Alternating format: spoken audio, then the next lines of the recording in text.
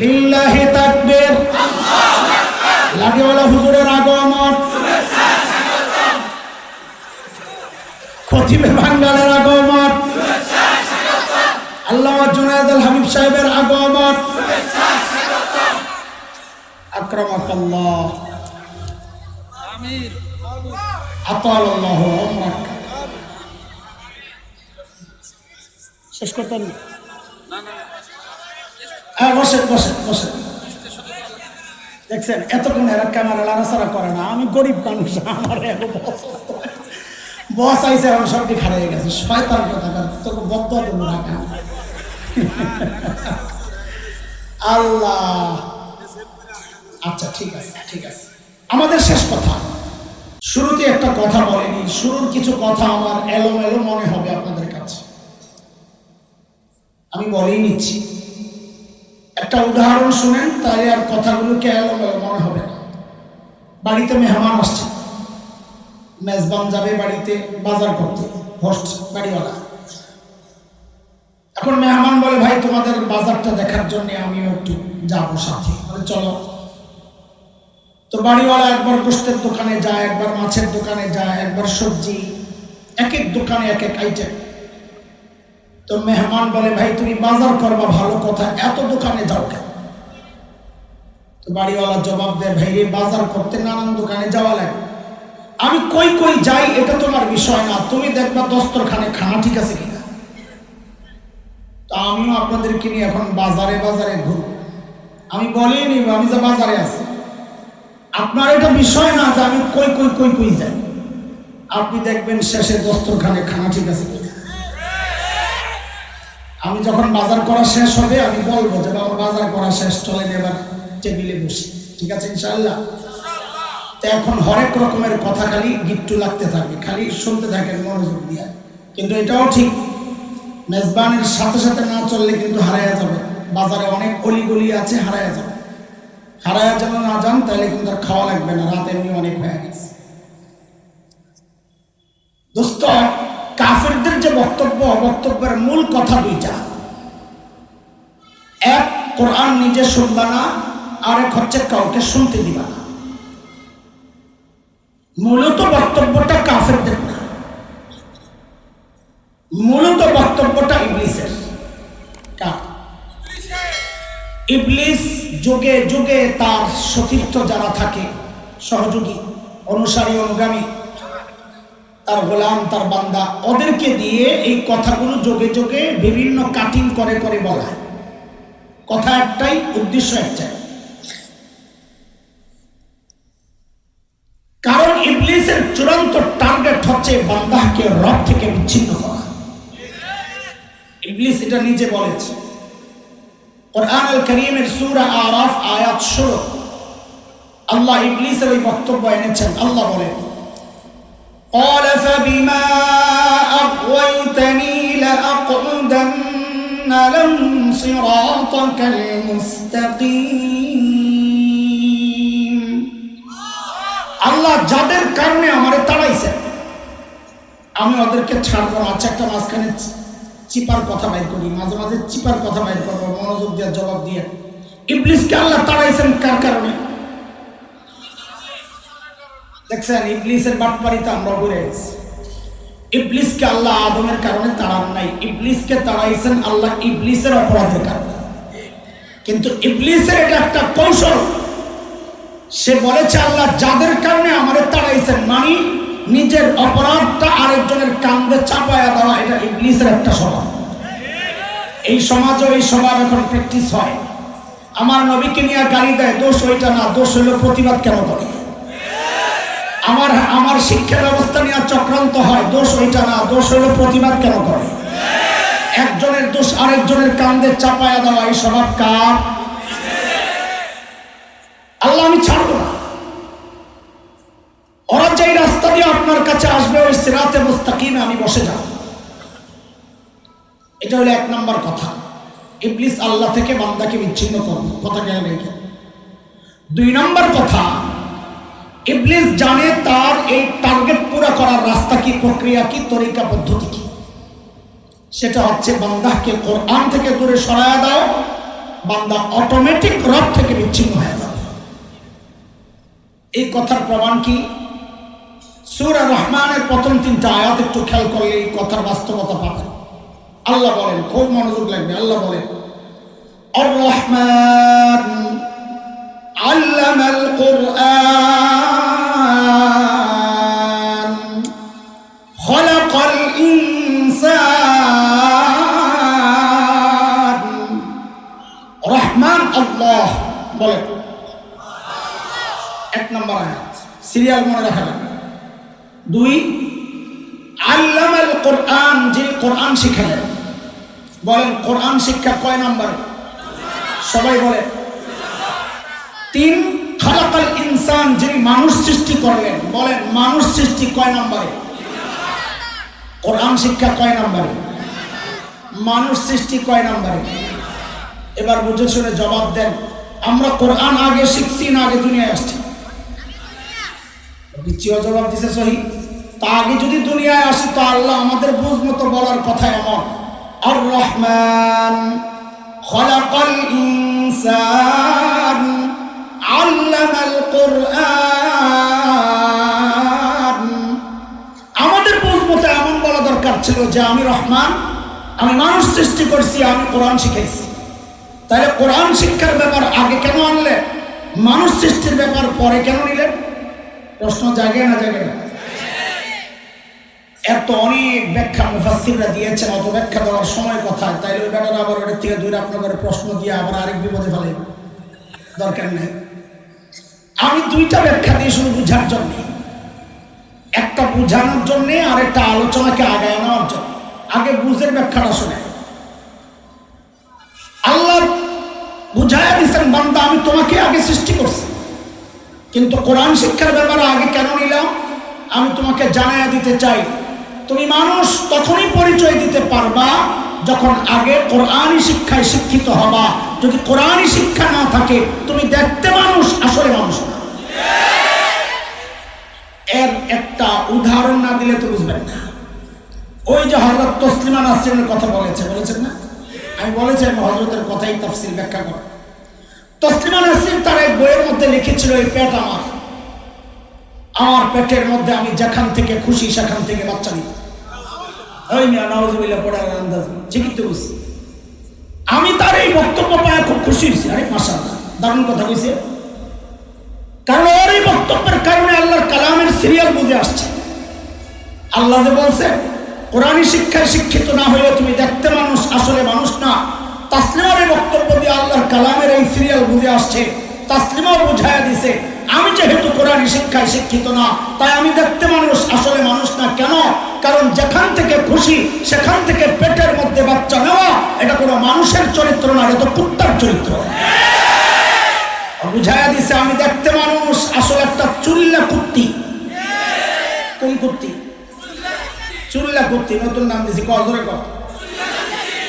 আচ্ছা, এটা তো এক ব্যাখ্যা দিলাম, এটা আমার দরকার নাই।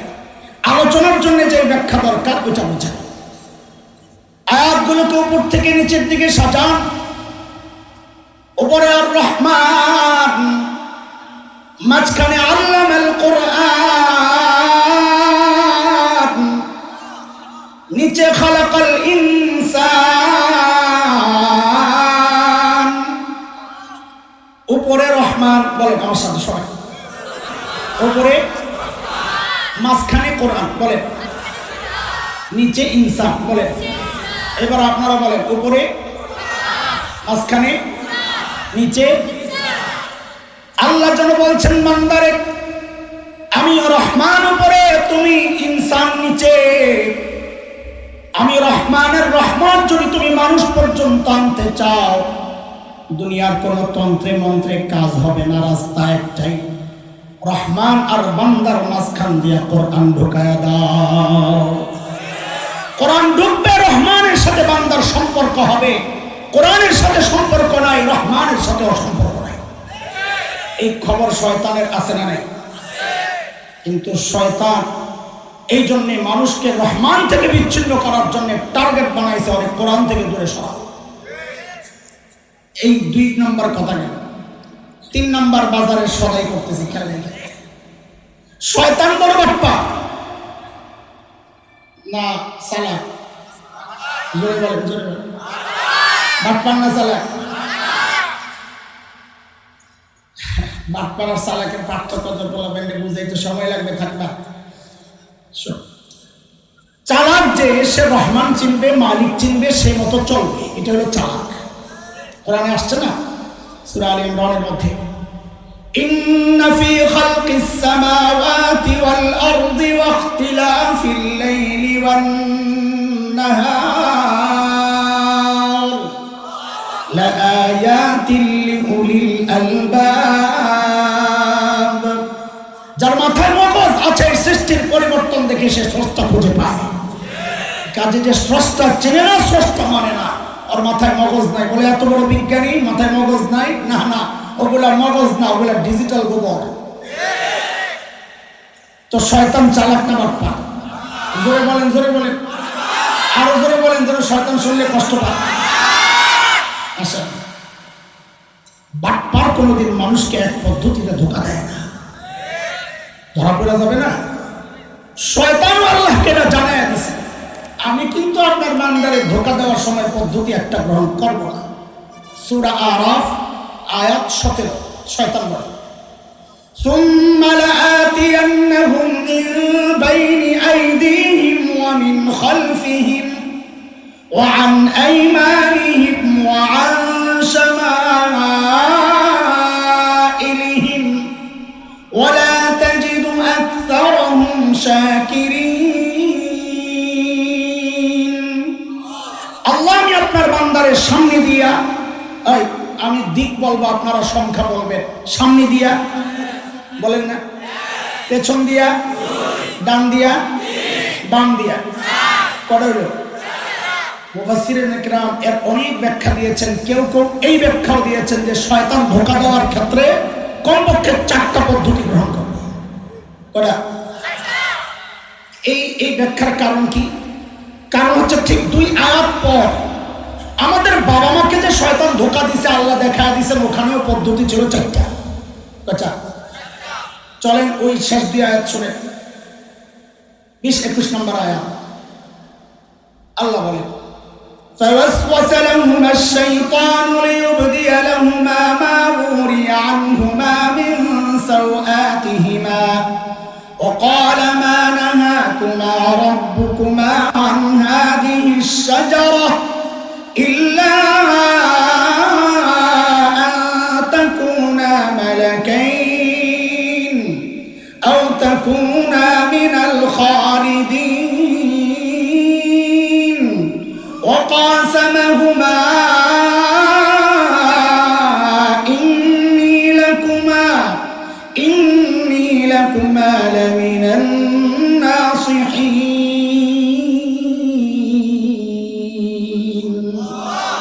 পদ্ধতি কয়টা বলেন? বলেন, মুখস্থ করা লাগবে আজকে। বলেন পদ্ধতি কয়টা? পরীক্ষা ওনারা না নিলে আমি নিয়ম আজকে যা করে আল্লাহ। বলেন পদ্ধতি কয়টা? হ্যাঁ, শয়তানের 1 নম্বর ধোঁকা, খেয়াল করেন, মা নাহাকুমা রাব্বুকুমা আন হাযিহিস শাজারা। ওই হুজুর ফল খান না কেন? আদম আলাইহিস সালামে যায় বল, হুজুর ফল খান না কেন? আল্লাহ মনে করছে। আহারে হুজুর, ব্যাকল হুজুর, আল্লাহর কথা তো আপনি বুঝেন নাই। খেয়াল করেন, আল্লাহর কথা তো আপনি বুঝেন নাই।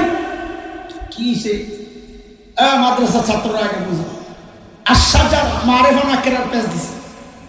এবার আপনারা বুঝেন, ধরেন এই লাইনে 10টা কাঁঠাল গাছ, আল্লাহ নিষেধ করছেন লা তাকরাবা হাযিহিস শাজারা, এই গাছের কাছে যাইও না।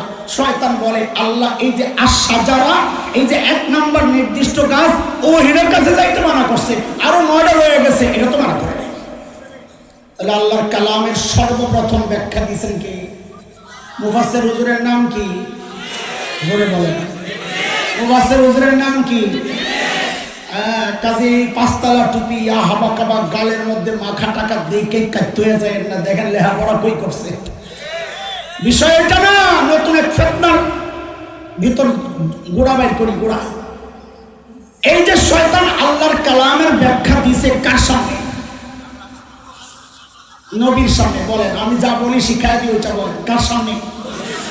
কার সামনে? শয়তান আল্লাহর কালামের ব্যাখ্যা দেয় কার সামনে? ওহো, তাইলে দেখি সিস্টেম এটা পুরান না। শয়তান দিছে আল্লাহর কালামের ব্যাখ্যা নবীর সামনে, এখন শয়তানের দোসররা দ্বীনের শরীয়তের ব্যাখ্যা দেয় নবীর ওয়ারিস আলেমের সামনে। জিনিস নতুন না পুরান? হ্যাঁ, শুনেন, আমার একটা মত বসাস। শয়তানের একটা সিস্টেম আগে আপনাদের শিখায় দিই, তাই এই কথাগুলো আপনারা শুনতে বুঝতে মজা লাগে। শয়তানের একটা বাটপারি হইলো, সে এক পদ্ধতিতে ধোকা দেয় না, এটা তো বলে আসছি না, বলছি না? জিনিসটা কি বুঝেন? ধরেন শয়তান নিয়ত করছে আপনার পেশাব খাওয়াই, কি করবো? অথবা ব্যবহার করা। এই আমার হাতিটা কি ভিতরে কি? হ্যাঁ, শয়তান টিস্যুটিরে বাইর করে আমাদের শিশু করছে।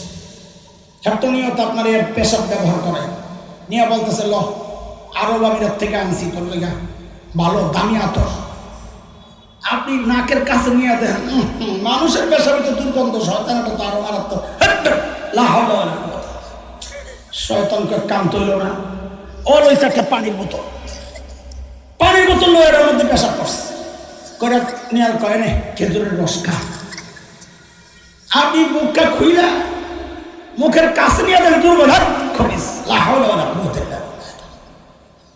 খাইছে, কাম তৈল না। ও যায় লইছে ফ্লাস্ক, কি লইছে?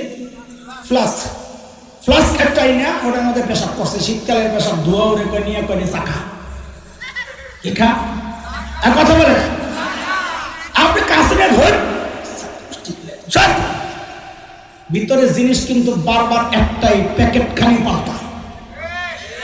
শয়তানের সিস্টেম এটা, শয়তানের সিস্টেমে শয়তান ধোকা দিবে, কিন্তু উম্মতের আলেমদের কাজ হচ্ছে উম্মতের সামনে ওই প্যাকেট ছিঁড়া খালি দেখায় দেওয়া। এই জিনিস কিন্তু আগে না। আজকে আমাদের প্যাকেট ছেড়ার একটা মিশন চলো, কি বলেন আপনারা? একটা প্যাকেট ছিঁড়ি খালি, ঠিক আছে না? এই যে একটা প্যাকেট ছিড়লাম, ওই শয়তান কোরআন আল্লাহর কালামের ব্যাখ্যা দিছে নবীর সামনে, এখন শয়তানের দোসররা শরীয়তের ব্যাখ্যা দেয় কার সামনে? নবীর ওয়ারিস আলেমদের সামনে। শয়তান যখন দেখছে এক নম্বর ধোকায় কাজ হয় না, সাথে সাথে বললি আসছে, কি বলে? ইল্লা আন তাকুনা মালাকাইন।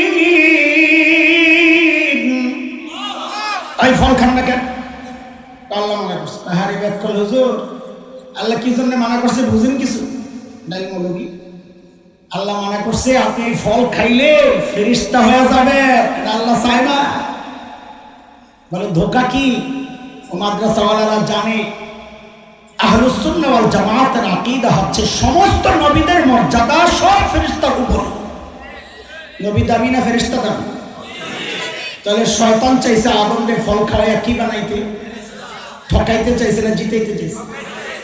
এমপি সাহেবরে কেউ এসে বলতেছে, স্যার এই কাজটা আপনি কেন করেন না? বলে মাননীয় প্রধানমন্ত্রী নিষেধ করছে। আরে আল্লাহ, আপনি তো বুঝেন নাই, আপনি এটা করেন।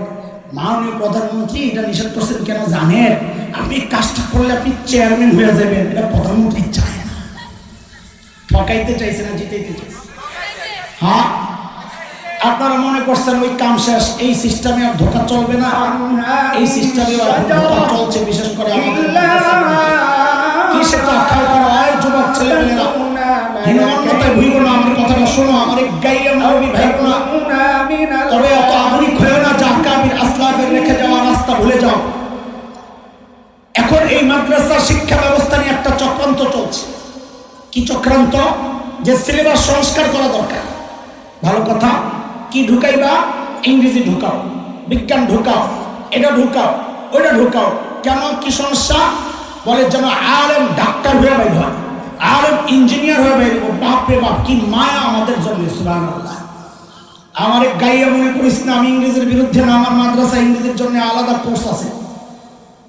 হ্যাঁ, উচ্চ শিক্ষিত হবে, সমস্যা কি? কিন্তু প্রস্তাবটা নিয়ে যারা আসছে ওদের চেহারা আমরা চিনি, ওদের নিয়ত ভালো না। কি নিয়ত? আর শয়তান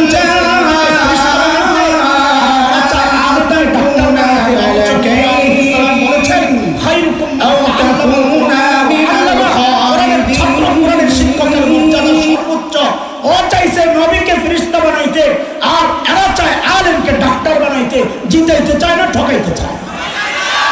এর এরপরও আমাদের কিছু মৌলবী আমার এই গাইলে এই বেড়ারে এত ব্যাকডেটেড লোক গাইয়া খ্যাত শেখেলে কিচ্ছু বোঝে না।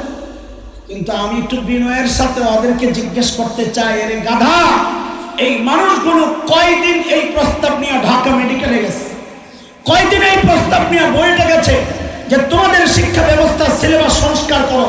বলে কেন? বলে কোরআন ঢুকাও হাদিস ঢুকাও, মেডিকেল কলেজে কোরআন ঢুকাও হাদিস ঢুকাও। বলে কেন? বলে একজন ডাক্তার যেন আলেম হয়ে বাইর হয়, একজন ইঞ্জিনিয়ার যেন আলেম হয়ে বাইর হয়। এই প্রস্তাব ওখানে নেও না, এখানে আসো কেন? কাহিনী ওইটাই, শয়তান চাইছে নবীকে ফেরেশতা বানাইতে, ওরা চায় আলেমকে ইঞ্জিনিয়ার আর ডাক্তার বানাইতে। কথা বুঝতেছেন আপনারা? রাখ রাখ রাখ, দিস পরে দিস। শয়তান যখন দেখছে সর্বনাশ, এটা তো কমি মাদ্রাসার হুজুরের মতো লাগে, ধোকা দেওয়া কঠিন, এটা পোটলা বাড়লাইস। 4 নম্বর ধোকা, খেয়াল করেন, খেয়াল করেন। আও তাকুনা মিনাল খালিদিন।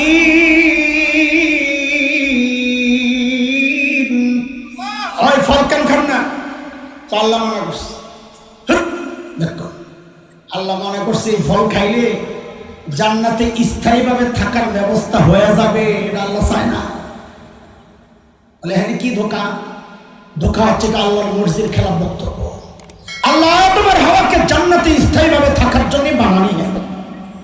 কথা বলেন, কই পাঠাবেন বলে বানাইছে? আমার সাথে কথা বলা লাগবে। কোথায়? وَإِذْ قَالَ رَبُّكَ لِلْمَلَائِكَةِ إِنِّي جَاعِلٌ فِي الْأَرْضِ خَلِيفَةً। আমি আমার প্রতিনিধি পাঠাতে চাই। কোথায়? জোরে বলেন। তাহলে তো একটা প্রশ্ন জাগবে আপনাদের, দুনিয়ায় পাঠানোর জন্যই যদি বানায়া থাকেন তো জান্নাতে কি জন্য পাঠাইছেন? জান্নাতে পাঠানোর কারণেই তো শয়তানের সাথে সাক্ষাৎ আর এত গন্ডগোল লেগে গেল। জান্নাতে কি জন্য পাঠাইছিলেন আল্লাহ আদম আর হাওয়ারে? যে দুনিয়ায় যাইবেন, যে দুনিয়ায় করোনা চলতেছে, টিকা দিয়া যান। আরে কথা বল না, এই জন্যে তো কি জন্যে? কি জন্য একটু বুঝালো, সুন্দর করে বলে শেষ করি। সূরা তওবা 111 আয়াত। আল্লাহ আমার আপনার কাছে জান্নাত বিক্রির প্রস্তাব করছেন। ইন্নাল্লাহা ইশতারা মিনাল মুমিনিনা আনফুসাহুম ওয়া আমওয়ালাহুম বিআন্না লাহুমুল জান্নাহ। ওই জান্নাত কিনতে কে কে রেডি? আল্লাহু আকবার। জান্নাত কিনতে চাই কে কে? আল্লাহু আকবার। হাত নামা। জান্নাত কেনার জন্য যে হাত উঠাইলেন, রেডি? জান্নাত দেখছেন? এখন তো মোল্লারা ফতুয়া দিয়া লাগাইবো বেজাল, যে জিনিস দেখা যায় না এটা কেনা বেচা করা যায়, লাগাইবে না বেজাল। তো এই জন্যই তো নাস্তিক মোর্তাদরা কয় আমরা নাকি অন্ধবিশ্বাসী, যা শুনি তাই বিশ্বাস করি। আমরা অন্ধবিশ্বাসী না বুঝে শুনে বিশ্বাসী? কেমনে বুঝে শুনে বিশ্বাসী হইলাম? জান্নাত তো না দেখে কেনার জন্য রেডি হয়ে গেলাম। রাখবে আপনাকে ওই এলাকায় মেয়েদেরকে বিয়ে দিলে শ্বশুর বাড়ি দেখার জন্য মেয়ে নিজে যায় না, গার্জিয়ান যায়? হ্যাঁ, জোরে বলেন। তো আপনার এলাকার মানুষ সব বানা, কিন্তু ঢাকায় মেয়ে 2 রকম। একটা হলো মা বাবার বাধ্য সন্তান, ওর সামনে বিয়ের আলাপ হইল, লজ্জায় চলে যায় আরেক ঘরে, ভাবিরে পাঠায় দেয়, ভাবি আব্বা আম্মারে যায় বলো আমার জানার দরকার নাই, শোনার দরকার নাই, দেখার দরকার নাই, ওনাদের দেখাই আমার দেখা। কিন্তু আরেক মায়া আছে ঢাকার শাহবাগের স্লোগান কন্যা, ওই বেড়ির সামনে যদি কত বিয়ে ঠিক করতেছি, হ্যাঁ আমার আগের বলার কি, আচ্ছা আমি খবর লই আমি কি পারি, তাই দেখতে যায় কি করে না করে। আমি আপনাকে জিজ্ঞেস করি, আপনারা মা বাবার বাধ্য সন্তান না অবাধ্য সন্তান? কথা কর, বাধ্য না অবাধ্য? এইবার বুঝেন, আল্লাহ আদম আলাইহিস সালামকে দুনিয়ায় পাঠানোর জন্য বানায়া জান্নাত থেকে কেন ঘুরায় আনছেন? যেন কিয়ামত পর্যন্ত নাস্তিক মুরতাদরা কথা বলতে না পারে, ওদের জবান বন্ধ, যে না না না আমার জন্য রেডি হই নাই, আমরা মা বাবার বাধ্য সন্তান, আমাদের বাবা আদম জান্নাত দেখছেন, আমাদের মা হাওয়া জান্নাত দেখছেন, আমাদের দেখার দরকার নেই। তখন মনে চাইলে দেখতে শয়তান যখন দেখছে 3 নম্বরে ব্যর্থ, হার কান্ত পোটলা মালটা মনে আছে? এইবার মারছে আখরিটা। আখরি কোনটা? আমাদের দেশের অনেক মানুষ এটা শিখছে শয়তান থেকে। সারা জিন্দিগি ইসলামের বিরুদ্ধে, মৌলবীর বিরুদ্ধে, মাদ্রাসা শিক্ষার বিরুদ্ধে সারা জিন্দিগি। কিন্তু নির্বাচন আইলে দেখবেন আস্তে করে টুপি টাপি লাগায় হাসান বসরি হিজাব আর তসবিহ লাগায় আরামে বসিয়া। গত নির্বাচনে দেখলাম আমাদের এক ব্যারিস্টার সাহেব ডক্টর কামাল সাহেব কাদিয়ানীদের পক্ষে ওকালতি করাবে না, এই বেড়ারও দেখলাম শাহজালের মাজারে গেছে টুপি টাপি লাগায়। আমি দেখা কই মাশাআল্লাহ মুরা তাজা হাসান বসরি শিখছে কার থেকে? কথা বলেন না, কথা বলেন কার থেকে? ইবলিস যেই দেখছে তিনটায় পারে নাই, কর্মুল্লাহ তোরে সাইজ কেমনে করতে আমি জানি, তোর সামনে দিনই লেবাস পরলেই তুই কাইট হয়ে যাবে, কারণ দিনের প্রতি তোদের দুর্বলতা আছে আমরা জানি। শয়তান এই কাজটা করে শিখাইয়া দিয়ে গেছে তার বান্দাদেরকে। শয়তান কি বলে? অকাসামাহুমা ইন্নী লাকুমা লামিনান নাসিহিন।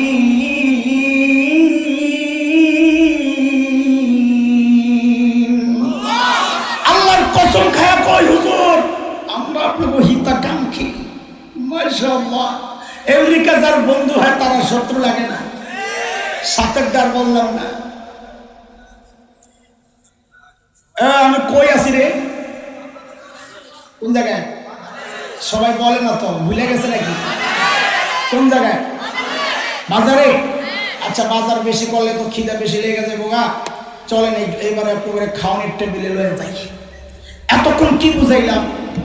বুঝাইলাম শয়তানের টার্গেট রব থেকে বিচ্ছিন্ন করা, পদ্ধতি কোরআন থেকে বিচ্ছিন্ন করা। পদ্ধতি এক না, নানান পদ্ধতিতে কোরআন থেকে বিচ্ছিন্ন করা, এটাই হচ্ছে শয়তানের চূড়ান্ত টার্গেট। কথা বুঝে আসছে? ওই যুগের আবু জাহেলদেরকে দিয়ে শয়তান বলাইছিল লা তাসমাউ লিহাযাল কোরআন ওয়ালগাউ ফি, কোরআন শুনবে না, কাউকে শুনতে দিবা না। আপনি কি ভেবেছেন এই যুগের আবু জাহেলদেরকে দিয়েও শয়তান একই বক্তব্য দেওয়াবে? শয়তান কাজ ওইটা করাবে, কিন্তু প্যাকেট আলাদা। এই যুগে আইসা শয়তান ওই পদ্ধতি গ্রহণ করবে না, এখনকার পদ্ধতি আলাদা। শয়তান কাজ ওইটাই করবে, এখন পদ্ধতি আলাদা। সময়ের আলেম হিসাবে আপনাদের চোখে আঙ্গুল দিয়ে একটু দেখা দিতে চাই, এই যুগে শয়তান কোরআন থেকে মানুষকে দূরে সরানোর কিভাবে চক্রান্ত করে। আমি দুইটা উদাহরণ দেব, বেশি দিব না। এক হচ্ছে টোটালি কোরআনী শিক্ষা থেকে দূরে সরাইয়া দেওয়া, আরেক হচ্ছে কোরআনের বিভিন্ন বিধানকে টার্গেট করে করে ওইটার বিরুদ্ধে একটা মিশন চালু করা। দুইটা। আমি আগে পুরা কোরআনী শিক্ষা থেকে দূরে সরানোর চক্রান্তটা একটু শোনাইয়া দিয়ে আপনাদেরকে দেখাইয়া দিই চোখে আঙ্গুল দিয়া। দোস্ত আপনারা খেয়াল করে থাকবেন, আমি কয়েকটা উদাহরণ দিই, আপনি খেয়াল করেন। বাংলাদেশের বিভিন্ন দিবস 26 মার্চ, 16 ডিসেম্বর, 21 ফেব্রুয়ারি, 15 আগস্ট, এই দিবসগুলোতে আপনারা জেনে থাকবেন স্কুল কলেজগুলো বন্ধ থাকে, ক্রীড়া প্রতিযোগিতা হয়, খেলাধুলার প্রতিযোগিতা হয়। একটা ইভেন্ট আছে, সেটা হচ্ছে যেমন খুশি তেমন সাজো। আছে? কথা বলেন, আছে? ইদানিং লক্ষ্য করা যাচ্ছে এই যেমন খুশি তেমন সাজের মধ্যে একটা সাজ, ছোট্ট একটা মেয়েকে শাড়ি পরায়া যুবতী মেয়ে সাজানো হয়, ছোট্ট একটা ছেলেকে দাড়ি টুপি লাগায়া হুজুর সাজানো হয়। ওরা বিচারক অডিয়েন্সের সামনে নাটক করে দেখায় কি ওই দাড়িওয়ালা টুপিওয়ালা হুজুরটা ওই যুবতী মেয়েটার শাড়ি ধরে টানাটানি করে, বুঝায় এটা হচ্ছে 71-এর চিত্র, 71-এ রাজাকাররা এইভাবে আমার মা বোনের ইজ্জত হরণ করেছে। উদাহরণ নাম্বার 1। উদাহরণ নাম্বার 2, বাংলাদেশের টেলিভিশন, সিনেমা, নাটক, থিয়েটার ইদানিং আমরা শুনতে পাচ্ছি, আপনারাও জানেন এটা, নাটক সিনেমায় দুইটা চরিত্র থাকে, মুখোমুখি চরিত্র, একটা ভিলেন চরিত্র, একটা নায়ক চরিত্র। নায়ক চরিত্রকে দিয়ে সমাজের সব ভালো কাজগুলো করানো হয়, ভিলেন চরিত্রকে দিয়ে সমাজের সব নিকৃষ্ট খারাপ কাজগুলো করানো হয়। ইদানিং আমরা শুনতে পাচ্ছি সেই ভিলেন সাজানো হচ্ছে কেমনি, মাথায় একটা টুপি দিয়ে দেয়, মুখে একটু দাড়ি লাগায়। উদাহরণ নাম্বার 3, 2013 আপনাদের মনে থাকার কথা, বলে যাবার কথা নয়, ঢাকার শাহবাগে গণজাগরণ মঞ্চ বসল যুদ্ধাপরাধীদের বিচার ত্বরান্বিত করার দাবিতে। ভুল বুঝবেন না, ভুল ব্যাখ্যা দিবেন না, যুদ্ধাপরাধীদের বিচার আমরাও চাই, শুধু এদের না, ইমানদাররা 1400 বছর থেকে সব জালিমের বিচার চায়। হ্যাঁ, আমাদের চাওয়া এইটুকু, কোনো নিরপরাধ মানুষ যেন রাজনৈতিক প্রতিহিংসার শিকার না হয়, এটাই চাওয়া, আর কিছু না। যেহেতু শাহবাগ আমার বাসার কাছে, সেই সময় উত্তাল, সেই দিনগুলোর উত্তাপ আমার শরীরও লাগে, কাছাকাছি লোকজন আসা যাওয়া করে। একদিনের গল্প শোনাচ্ছি আপনাদের। সায়েন্স ল্যাবরেটরি মোড়ে একটা বড় ফুটওভার ব্রিজ আছে, পায়ে হেঁটে রাস্তা পার হওয়ার ব্রিজ। একদিনের ঘটনা, আমি উত্তর দিক থেকে দক্ষিণ দিকে আমার গন্তব্য, দক্ষিণ দিক থেকে উত্তর দিকে এক মা, যুবতী মা, তার ছোট্ট বাচ্চাকে নিয়ে আমাকে ক্রস করে। ভাই, আমি কারো শোনা গল্প শোনাচ্ছি না, উইটনেস। ওদের বেশভূষা দেখে, ওদের সাজসজ্জা, ওদের গেটআপ সেটআপ, পোশাক আশাক দেখে আমার বুঝতে কষ্ট হয় নাই ওরা গণজাগরণ মঞ্চ থেকেই আসছে।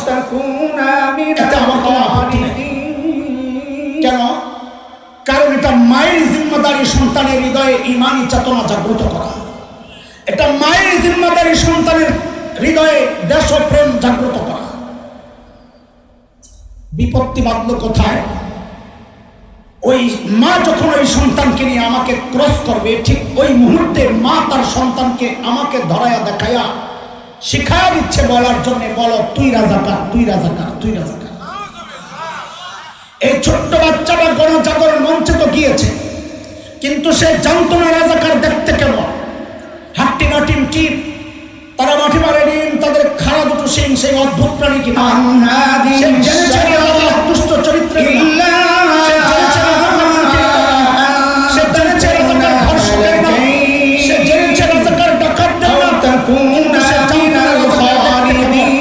মা দেখা দিচ্ছে রাজাকার হচ্ছে দাড়িওয়ালা আর এই টুপিওয়ালা। এমন বহু উদাহরণ আপনাদের সামনে পেশ করা যাবে, রাত অনেক হয়ে যাবে, কিন্তু আমরা আমাদের স্পষ্ট কথা। আরে দোস্ত, 1971-এর মুক্তিযুদ্ধ তো ইসলামের বিরুদ্ধে হয় নাই, দাড়ি আর টুপির বিরুদ্ধে হয় নাই। 71-এর মুক্তিযুদ্ধ ছিল মজলুমের প্রতিরোধ যুদ্ধ, জালেমের বিরুদ্ধে। 7ই মার্চের সেই রাজকোর্স ময়দানের স্বাধীনতার মহান ঘোষকের তর্জনী নাড়িয়ে নাড়িয়ে মানুষকে আন্দোলিত করার সেই ঐতিহাসিক ভাষণ আমরা ভুলি নাই। সেদিন তিনি বলেছিলেন, এবারের সংগ্রাম মুক্তির সংগ্রাম, রক্ত যখন দিয়েছি আরো দেব, এদেশকে মুক্ত করে ছাড়বো ইনশাআল্লাহ। স্বাধীনতার মহান ঘোষক যেই মুক্তিযুদ্ধের ডাক ইনশাআল্লাহ বলে দিয়েছে, ওই মুক্তিযুদ্ধ তো ইসলামের বিরুদ্ধে হতে পারে না। আমার কাছে পিকচার আছে, বহু মুক্তিযোদ্ধা কোরআনে হাত রেখে শপথ করে তারপর অভিযানে বের হয়েছে। আমরা ইতিহাস থেকে জেনেছি, বহু মুক্তিযোদ্ধা অভিযানে বের হওয়ার আগে 2 রাকাত সালাতুল হাজত পরে বের হয়েছে। আপনি যান আগারে মুক্তিযুদ্ধ জাদুঘরে যায় দেখে, এখনো বহু পোস্টার সাজানো আছে, যেখানে দেখেছি আমরা রাজাকার যারা তখন ধরা পড়েছিল, অধিকাংশ রাজাকারের মুখে দাড়ি নাই, মাথায় টুপি নাই। আমরা গর্বের সাথে কয়েক বছর আগে লক্ষ্য করেছি, এক সংগঠন মুক্তিযোদ্ধাদেরকে সম্মাননা ক্রেস্ট দিয়েছিল।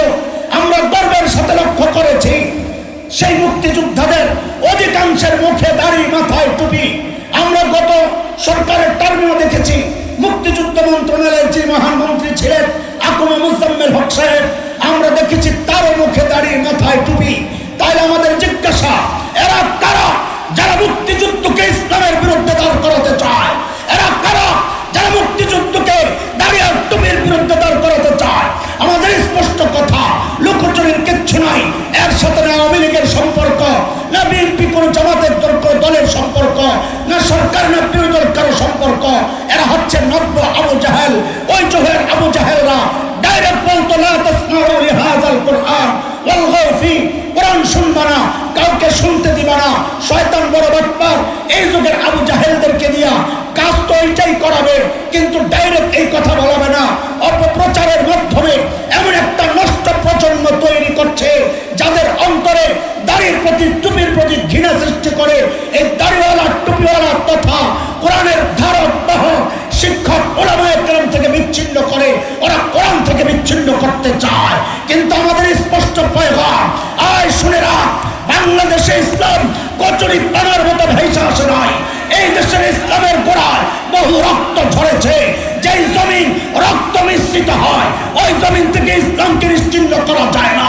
আল্লাহর কসম খায়া বলি, যদি আমার দেশ আক্রান্ত হয়, মানচিত্র আক্রান্ত হয়, কোরআনী শিক্ষা আক্রান্ত হয়, যুবক প্রতিজ্ঞা করো, শপথ করো, 71 দেশ মুক্ত মুক্তির জন্য একবার মুক্তিযুদ্ধ হয়েছে, ঈমান রক্ষায়, কোরআনী শিক্ষা রক্ষায়, মানচিত্র রক্ষায়। যদি আরেকটি যুদ্ধের প্রয়োজন হয় আবার যুদ্ধ হবে, আবার যুদ্ধ হবে।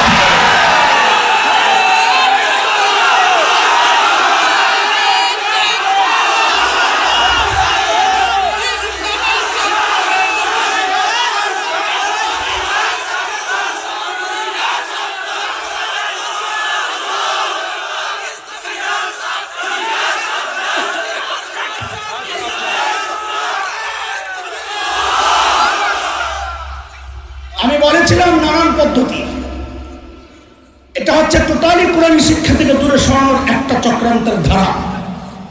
আরেকটা হচ্ছে কোরআনের বিধান ধরে ধরে ধরে ধরে বিভিন্ন প্রজেক্ট বাস্তবায়নের চেষ্টা করা। যেমন বর্তমানে এক প্রজেক্ট হাতে নিয়েছে ওরা, শরীফ থেকে শরীফা। এই প্রজেক্ট নিয়ে একটু কথা বলা দরকার। আমাদেরকে ওরা বুঝাইতে চায়, ইদানিং দেখতেছি যে মোল্লা মুন্সি আর এই কাঠমোল্লারা, মৌলবাদী ধর্মান্ধরা ট্রান্সজেন্ডার আর থার্ড জেন্ডার বুঝে না। আমরা বুঝি না। ওই যে শয়তান আদম করেছিল মোল্লা, বুঝে না তো, মনে আছে না? ভুলে যায় না।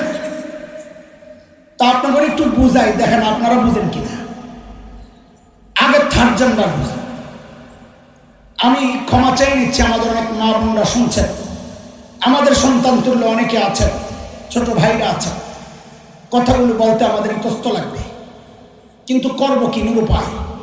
ওরা লজ্জা শরম খায় আমার সন্তানের ঈমান ধ্বংসের চক্রান্ত করছে, আমি লজ্জা করে তো চুপ থাকতে পারি না। দেখেন, এই সমাজের একটা শ্রেণীকে আমরা চিনি হিজড়া নামে। কি নামে বলে? এটা হচ্ছে সামাজিক নাম। আইনি নাম হচ্ছে থার্ড জেন্ডার, তৃতীয় লিঙ্গ। কিন্তু এটা মনে রেখে, এই নামটাও একটা সমস্যা, কোরআন বিরোধী। কোরআনে আমার দ্বীন আর শরিয়ায় কোথাও তৃতীয় লিঙ্গের কথা বলা নাই। ইসলামের জেন্ডার দুইটা, লিঙ্গ কয়টা? ছেলে। চলেন আমরা কোরআন দেখি, সূরা নিসা 1 নম্বর আয়াতটাই দেখেন না, আল্লাহ কি বলেন? ইয়া আইয়ুহান নাসু তাকু রাব্বাকুমুল্লাযী খালাকাকুম মিন নাফসিন ওয়াহিদাহ ওয়া খালাকা মিনহা যাওজাহা ওয়া বাসসা মিনহুমা রিজালান কাসীরান ওয়া নিসাআ। আমি ছেলে এবং মেয়ে বানাইছি। শোনা কথা, কি বানাইছেন আল্লাহ? আচ্ছা, আর একটু বিস্তারিত পড়ি, একটা আয়াত শুনে আল্লাহ কি বলে? লিল্লাহি মুলকুস সামাওয়াতি ওয়াল আরদ ইয়াখলুকু মা ইয়াশা ইয়াহাবু লিমান ইয়াশাউ ইনাসা ওয়া ইয়াহাবু লিমান ইয়াশাউ الذكور أو يزوجهم ذكرانا وإناثا ويجعل من يشاء عقيما إنه عليم قدير।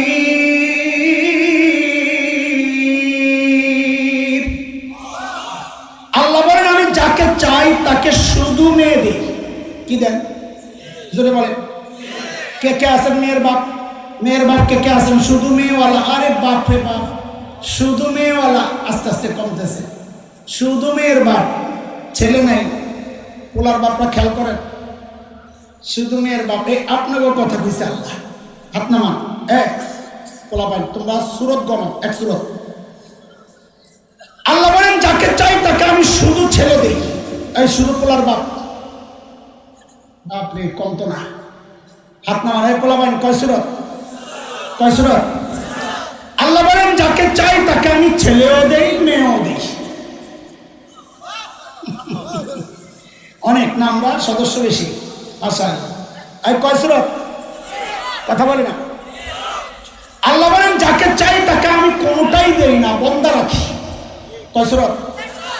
4টা সূরত আল্লাহ বললেন। এক জায়গায়ও আল্লাহ বলেন নাই আল্লাহ আমি যাকে চাই তাকে মিক্স দেই তৃতীয় জেন্ডার, বলেন নাই। কারণ কোরআনে তৃতীয় জেন্ডার বলতে কিচ্ছু নাই, জেন্ডার দুইটাই।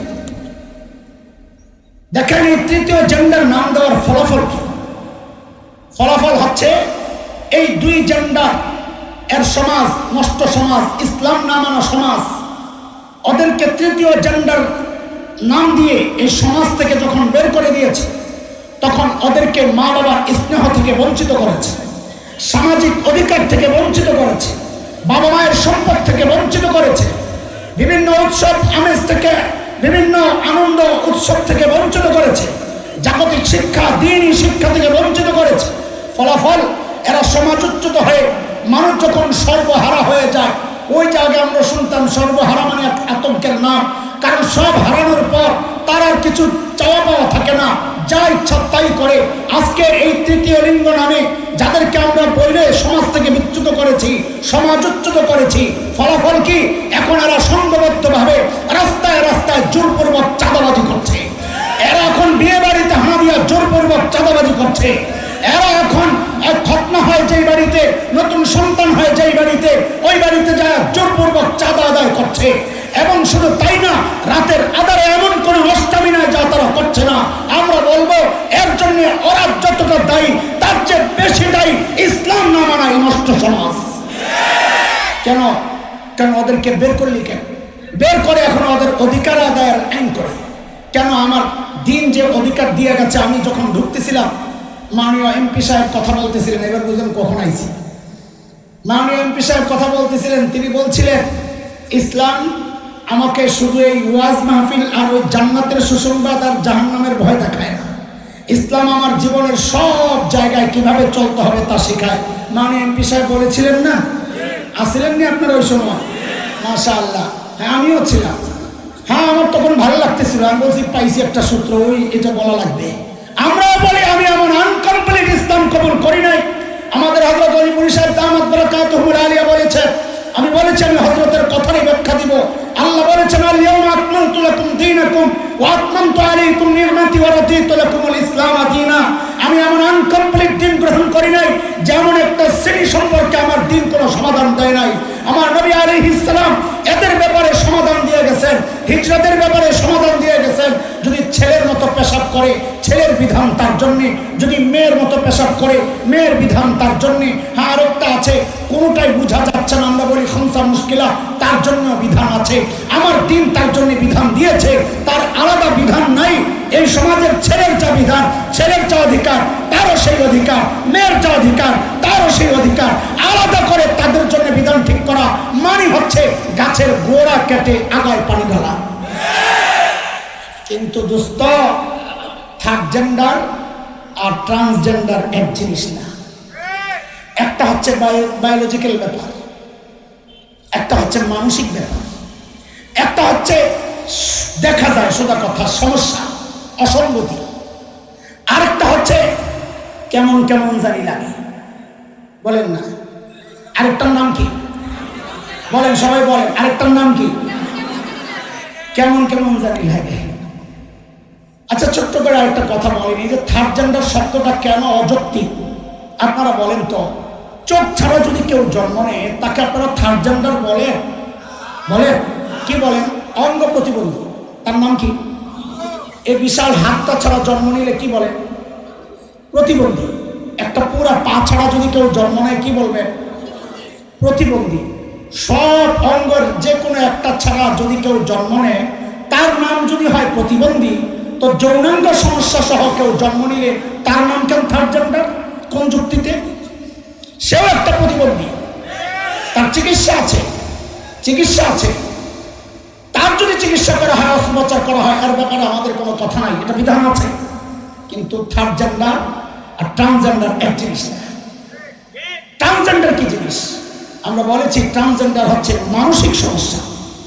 একটা ছেলের ছেলে হিসাবে জন্ম নিয়েছে, বালেগ হয়েছে, যৌন চাহিদাও আসছে, কিন্তু বিকৃত রুচির কারণে তার মেয়ের প্রতি আকর্ষণ না হয়ে ছেলের প্রতি হচ্ছে। এটা একটা মনস্তাত্ত্বিক সমস্যা, এটার চিকিৎসা আছে, চিকিৎসা মননেও আছে, দিলেও আছে, আল্লাহওয়ালাদের কাছে পাঠাবে দিল ঠিক করার জন্যে, ডাক্তারের কাছে পাঠাবে মন ঠিক করার জন্যে, চিকিৎসা আছে।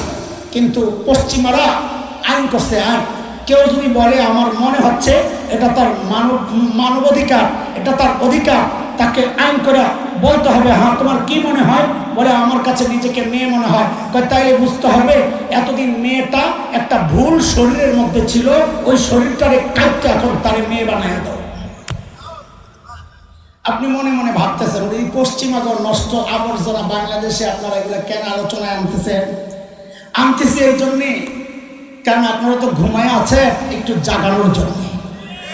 দুইটা স্বীকৃতি দরকার। কয় স্বীকৃতি? এক হচ্ছে সামাজিক স্বীকৃতি, আর এক হচ্ছে আইনি স্বীকৃতি। সামাজিক স্বীকৃতি ইতিমধ্যে ওরা আদায় করে নিস। কেমনি? ওই যে হুচিমিন ইসলাম নামক যুবকটা 29 বছর বয়স্ক, বগুড়ার, পটর পটর করে এখন কোন স্মার্টলি কথা বলে, ইন্ডিয়া যা কাটাকাটি করে প্রতিস্থাপন করে নিজেকে এখন মেয়ে দাবি করছে। এখন সে মেয়ে, ওদের যে চক্র, এই চক্র তাকে কিভাবে কিভাবে মাননীয় প্রধানমন্ত্রী পর্যন্ত নিয়ে গেছে সাক্ষাতের জন্য। মাননীয় প্রধানমন্ত্রী হচ্ছেন রাষ্ট্রের সর্বোচ্চ নির্বাহী মুরব্বী। সর্বোচ্চ নির্বাহীর সাথে সাক্ষাৎ করানো মানে হচ্ছে ইতিমধ্যে ওরা সামাজিক স্বীকৃতি আদায় করে ফেলছে। এখন দরকার আইনি স্বীকৃতি। আপনারা তাও মনে করতেছেন যে না এটা কি বাংলাদেশে হবে নাকি? দোস্ত, গত 21 সেপ্টেম্বর সমাজ কল্যাণ মন্ত্রণালয় থেকে খবর লন আপনারা, গত 21 সেপ্টেম্বর 2023 একটা আইনের খসড়া হয়েছে। সেই আইনের নাম হচ্ছে ট্রান্সজেন্ডার অধিকার সংরক্ষণ আইন 2023। আমি আবার বলছি, ট্রান্সজেন্ডার অধিকার সংরক্ষণ আইন 2023। এই আইনের খসড়া ইতিমধ্যে হয়ে গেছে। অতীত থেকে আমরা জানি সেটা কোন আইনের যখন খসড়া তৈরি হয় তার মানে এটা পাশ হওয়ার পথে একটু কাটছাট হবে, সংযোজন বিয়োজন হবে, আলোচনা হবে, পর্যালোচনা হবে, তারপর পাশ করা হবে। আপনারা ঘুমাইতে থাকেন। আপনারা ঘুমাইলে কি হবে? যারা জাগার তারা জেগেছে। আমাদের মনের একটা আনন্দ, এইবার শুধু ওলামারা জাগে নাই, এইবার দেখেছি ইউনিভার্সিটি কলেজের যুবকরাও জেগেছে, আলহামদুলিল্লাহ। আমাদের কিছু কষ্ট আছে আপনাদের বিরুদ্ধে, আমাদের কিছু আক্ষেপ আছে, হৃদয়ের কিছু ব্যথা আছে। হ্যাঁ, আমি অভিযোগ বলে আপনাদেরকে দূরে সরাইতে চাই না, বড় জোর অনুযোগ বলতে পারে। গত বছর আমরা দেখেছি আরেকটা চক্রান্ত হয়েছিল বিজ্ঞান শেখানোর নামে, ডারউইনের থিওরি, যা এখন পশ্চিমারাই মানছে না, বিজ্ঞানীরাই স্বীকার করছে না। জেনেটিক্যাল সমস্যা আছে ওই থিওরির মধ্যে। ডারউইনের থিওরি, ওই চোর জাফর ইকবালরা, যারা চোর বিজ্ঞানী হিসাবে ইতিমধ্যে স্বীকৃতি দিয়েছে, ওই ইন্টারনেট থেকে আইনা অনুবাদ করে সিলেবাস বানায় কয় আমি এগুলো কিচ্ছু জানি না, এই চুরি আমি করি নাই। আমি বলে আমি চুরি করি না, আমি খালি চোরের লিডার ছিলাম। এই মানুষগুলো বিজ্ঞানের নামে যেই নষ্টামি ঢুকাইছিল, আপনারা কথা বলেন নাই, চিৎকার চেঁচামেচি মোল্লা মুন্সিরা করেছে। কিন্তু আমাদের কষ্টের কথাটা শুনে আমরা কেন চিৎকার চেঁচামেচি করবো? অবস্থ মাননীয় প্রধানমন্ত্রীর সরাসরি হস্তক্ষেপে ওরা পিছু হাঁটতে বাধ্য হয়েছিল, কিন্তু আমাদের কষ্ট কিন্তু যায় নাই, আমরা ভুলি নাই। এই চিৎকার চেঁচামেচি মৌলবী কেন করবে? বলে কেন করবে না? আরে কেন করবে? মৌলবীর সন্তান এই ঘোড়ার ডিমের সিলেবাস পড়ে না, মৌলবীর সন্তান তো কয়লা কাল রসুল্লাহ পড়বে। এই সিলেবাস পড়ে আপনার সন্তান। প্রতিবাদ আপনাদের করার কথা ছিল, আপনারা প্রতিবাদ করেন নাই, বরং কোন পোড়া কপাল এই প্রতিবাদী আলেমের বিরুদ্ধাচরণ করেছে। কোন হতভাগা এই প্রতিবাদকে দলের বিরুদ্ধে, সরকারের বিরুদ্ধে আখ্যা দেওয়ার চেষ্টা করেছে। কোন পোড়া কপাল এই প্রতিবাদকে রাজনৈতিক বক্তব্য আখ্যা দেওয়ার চেষ্টা করেছে। দোস্ত, সব জায়গায় রাজনীতির টাইনা এলেন না। এটা রাজনীতির ব্যাপার না, এটা আমার ইমানের ব্যাপার, এটা আমার বিশ্বাসের ব্যাপার, এটা আমার আকীদার ব্যাপার, এটা আমার চেতনার ব্যাপার। ভবিষ্যতে এমন চক্রান্ত যদি হয়, আলেমদের বিরুদ্ধাচরণ না করে, মুখোমুখি না হইয়া, হাতে হাত রেখা, কাঁধে কাঁধ মিলাইয়া, মুষ্টিবদ্ধ হাত উঠাইয়া একসাথে উচ্চারণ করতে হবে, বাংলাদেশে নাস্তিকতার চর্চা করতে দেওয়া হবে না।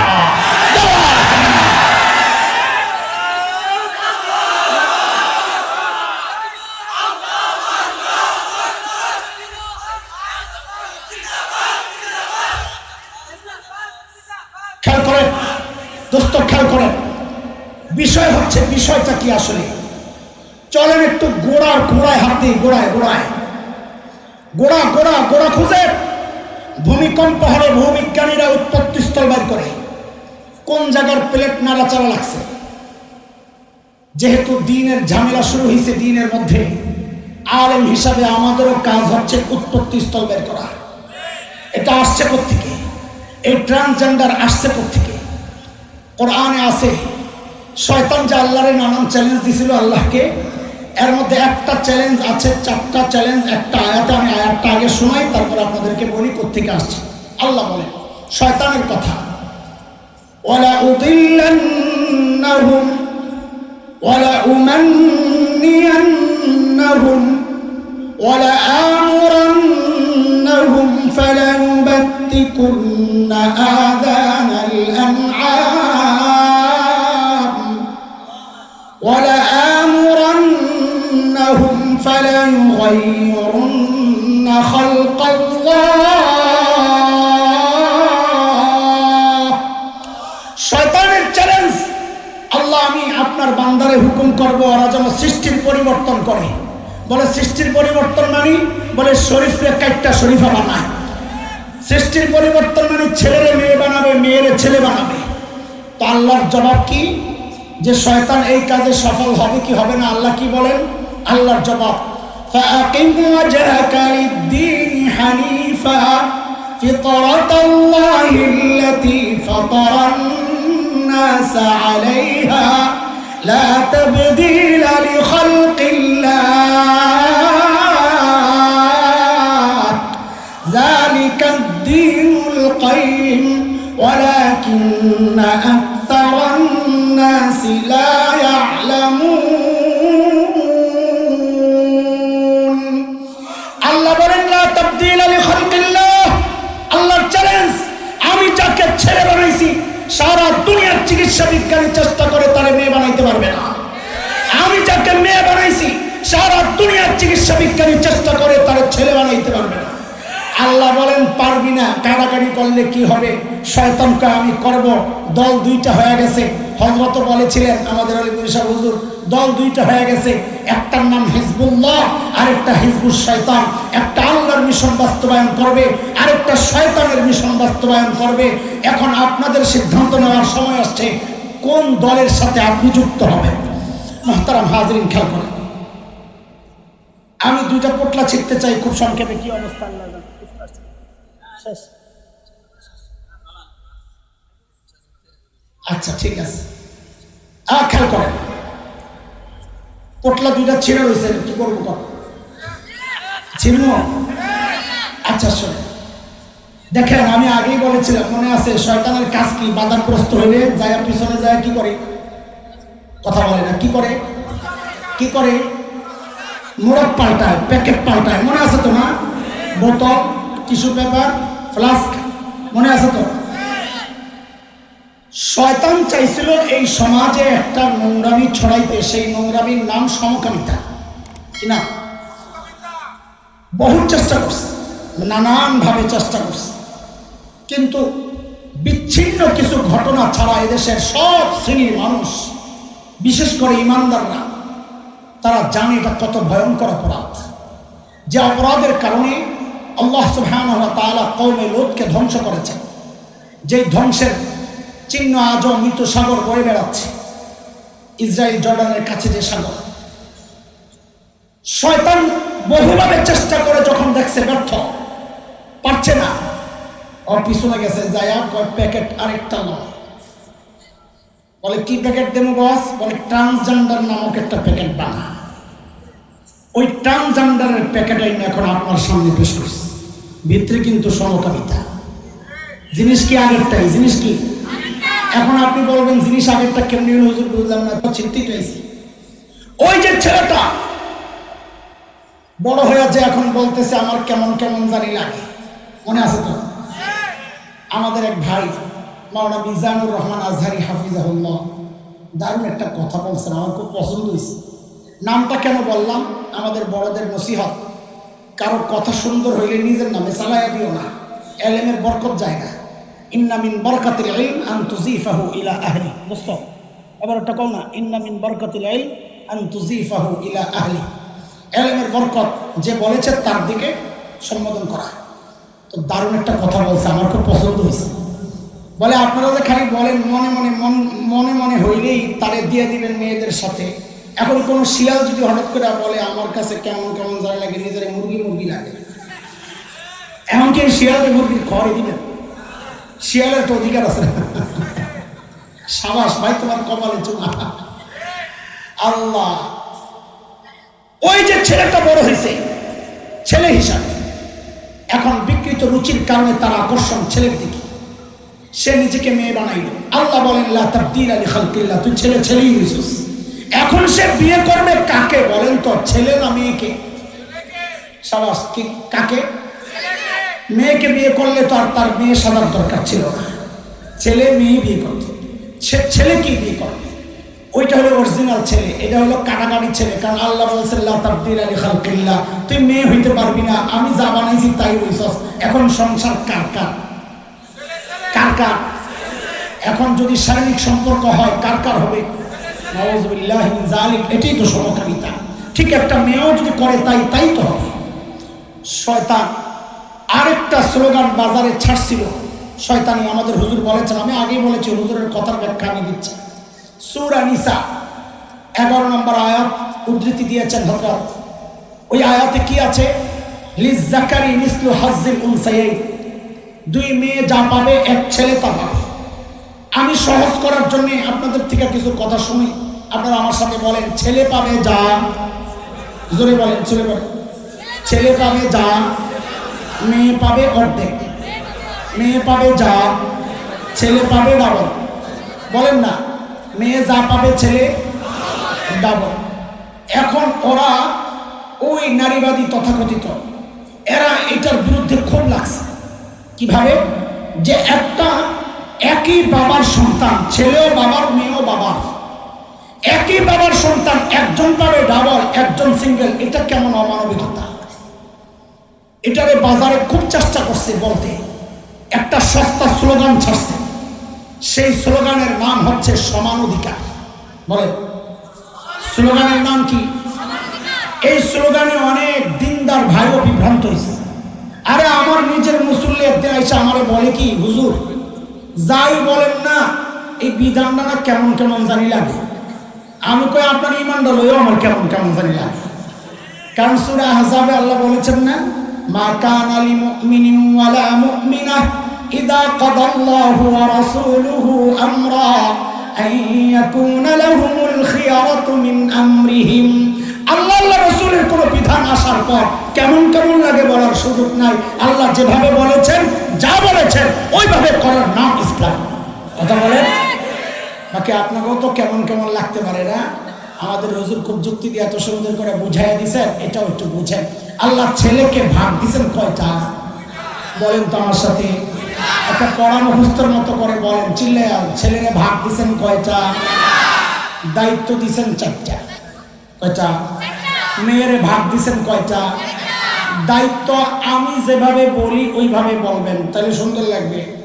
0। সিফত মাখরাজ ঠিক মতো আদায় হয় নাই। মাদ্রাসা বলবেন তোরা থেকে বল, দায়িত্ব কয়টা? 0। কলিজায় যায় না। ভাগ কয়টা?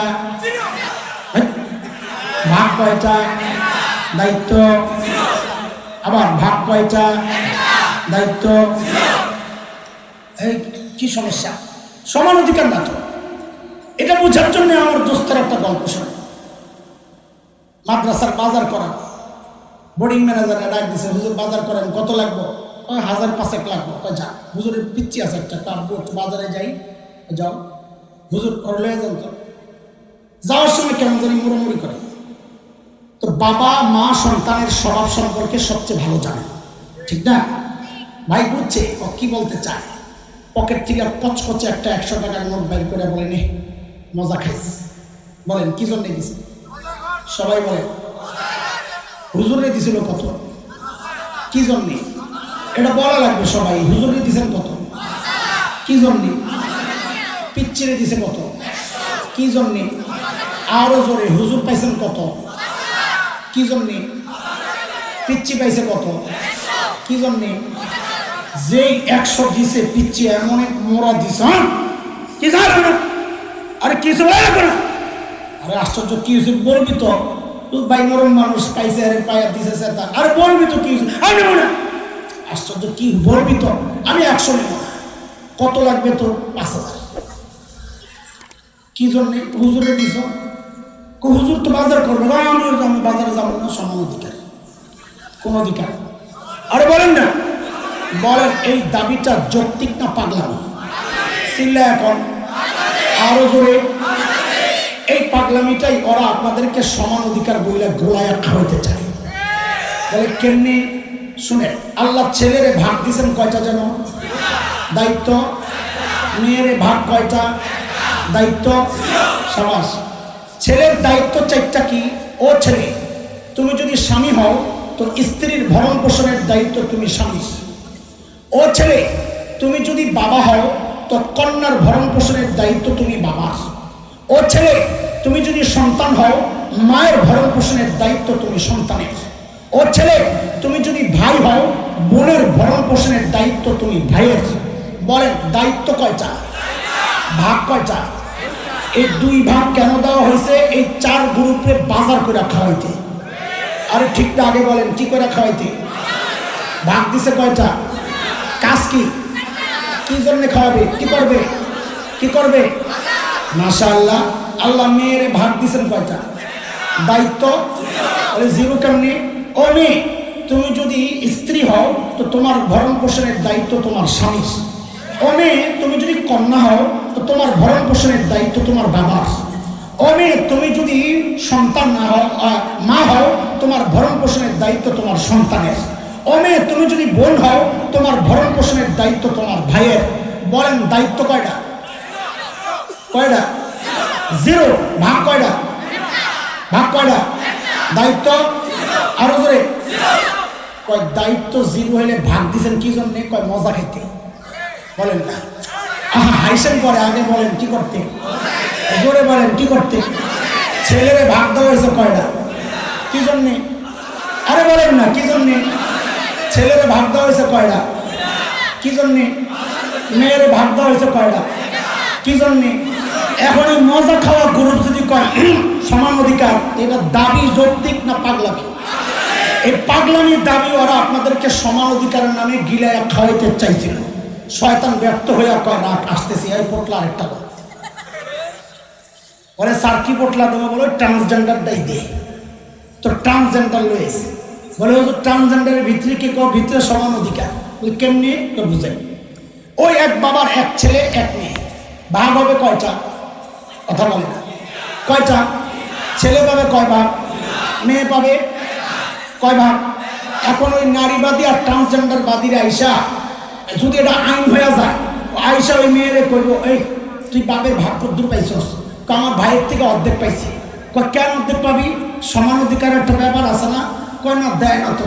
তুই একটা কাজ কর, তুই বল আমার কেমন কেমন জানি লাগে। আরে বুঝেন নাই? কেমন কেমন লাগে মানে তুই ক আমার এমনি কেমন ছেলে ছেলে লাগে। তা আইন যদি হয়ে যায়, আইন কম হয় তুই ছেলে, তুই কি কি কারবার দেখেন।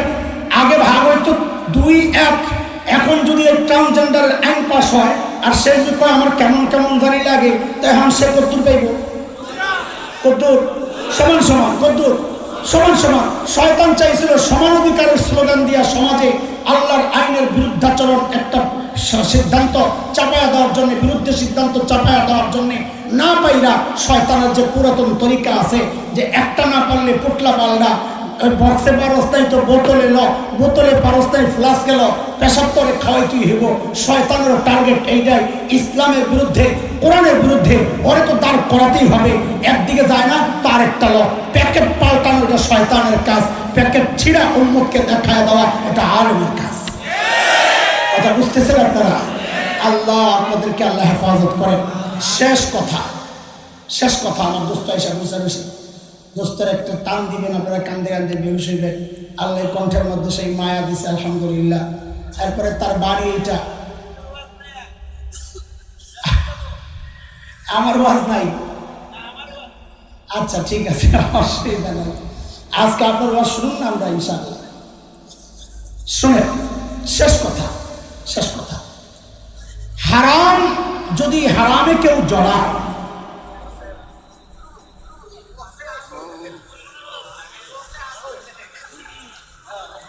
লিল্লাহি তাকবীর। লাঠিওয়ালা হুজুরের আগমন, খতিবে বাঙ্গালের আগমন, আল্লামা জুনায়েদ আল হাবিব সাহেবের আগমন। আকরামাকাল্লাহ, আমিন, আতালাল্লাহু উমরাক।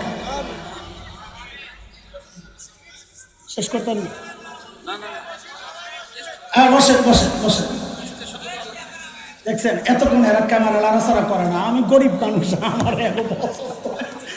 বস আইসে এখন সবটি খারাপ হয়ে গেছে। শয়তান কথাকার তোকে বক্তব্য দেবো রাখা। আল্লাহ, আচ্ছা ঠিক আছে ঠিক আছে।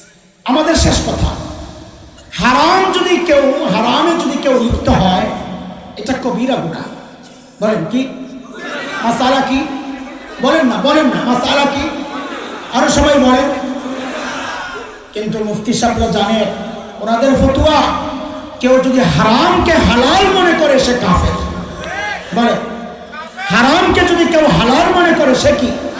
সবাই বলেন সে কি?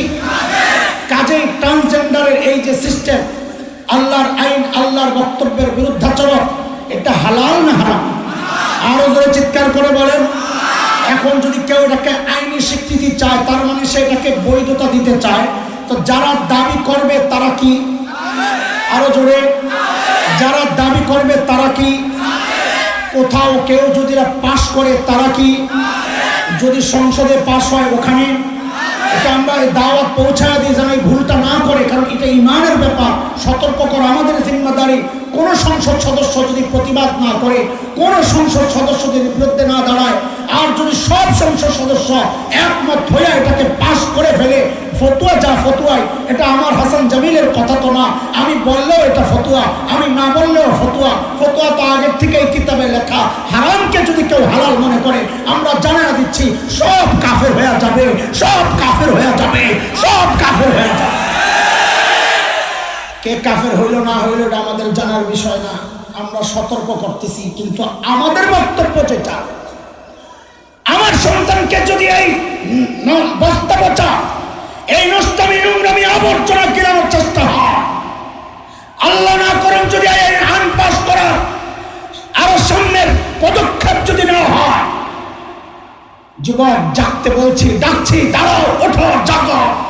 এই আইন যদি পাস করা হয়, টেকনাফ থেকে তেতুলিয়া আন্দোলনের দাবানল জ্বালায়া দিতে হবে, দাবানল জ্বালায়া দিতে হবে।